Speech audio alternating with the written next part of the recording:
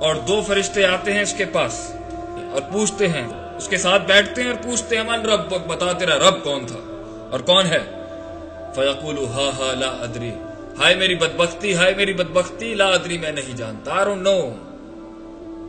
فیقولان لہ ما دینک، تیرا دین کیا تھا؟ وہ کہے گا فیقول ہا ہا لا ادری، ہائے میری بدبختی، ہائے میری بدبختی، میرا دین ہی نہیں مجھے پتا کیا تھا۔ فیقولان لہ ما ھذا الرجل الذی بعث فیکم، یہ حضرت کون تھے جو تمہارے میں بھیجے گئے تھے؟ فیقول ہا ہا لا ادری، ہاں کچھ سنا تھا نبی صلی اللہ علیہ وسلم کے بارے میں نہیں جانتا۔ آسمانوں سے آواز آ جائے گی اس کے لیے کہ یہ جھوٹا ہے، اس کی قبر کو آگ سے سجا دو، جہنم کے دروازے کھول دو اور آنے دو اس میں سے ان گرم ہواؤں کو اور اس بھاپ کو اور اس گرمائش کو، تاکہ اسے احساس ہو کہ کس دنیا میں یہ جا رہا ہے، اور اس کی قبر کو تنگ کر دو اس حد تک کہ اس کی پسلیوں کی ہڈیاں آپس میں کرش نہ ہو جائیں۔ اور پھر ویاتی ہی رجل، اور ایک بندہ آتا ہے اس لمحے، خبیث شکل والا، گندی بدبو والا، میں تجھے خوشخبری دیتا ہوں کہ تو نے آج کے اس دن کو اپنے اوپر عذاب بنا لیا ہے جس کا تجھ سے وعدہ کیا گیا تھا۔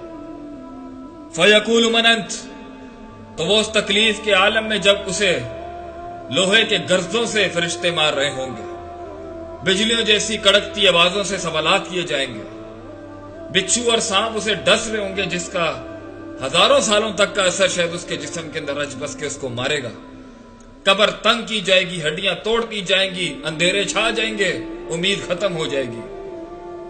اس عالم کے اندر اس سے پوچھا، جب وہ پوچھے گا اس شخص سے تو کون، تو وہ کہے گا میں تیری دنیا کی گندی خبیث اعمال ہوں۔ وہ کہے گا اللہ اگر یہ میری پرفارمنس ہے تو اللہ قیامت قائم نہ کرے۔ اے مسلمانوں، اپنے اختتام کو سوچو، یہ دکھایا نہیں جا سکتا، یہ صرف سمجھایا جا سکتا ہے۔ ایمان اسی چیز کا نام ہے، الذین یؤمنون بالغیب، یہ غیب ہے۔ یہ تو جس دن پردے اٹھ گئے اس دن تو کہانی ختم ہو جائے گی۔ یہ موت انسان کی فلاح ہوگی یا اس کی بربادی کے سفر کی ابتدا۔ اسی لیے صحابہ اور نبی صلی اللہ علیہ وسلم جنہوں نے اپنی زندگیوں کو اللہ کے دین پر گامزن کیا، اسٹیبلش کیا اس کو اپنے اندر، وہ صرف ان ہولناکیوں سے ڈرتے تھے، آخرت کی تکلیف کو کہتے تھے اللہ وہاں پر نہ دیں، یہاں دیتے۔ Give us in this world Allah but not in the آخرت۔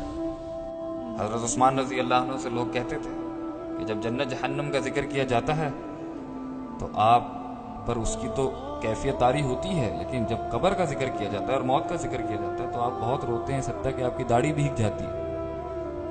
تو یہ المیہ کیوں؟ تو انہوں نے کہا کہ القبر اول منازل الاخرہ، قبر آخرت کی پہلی منزل ہے، جو اس سے نجات پا گیا آگے سب آسان ہے، اور جس کی یہاں پہ شدت ہو گئی، تکلیف ہو گئی، سخت مرحلہ ہو گیا تو آگے اس سے بھی زیادہ سخت ہے۔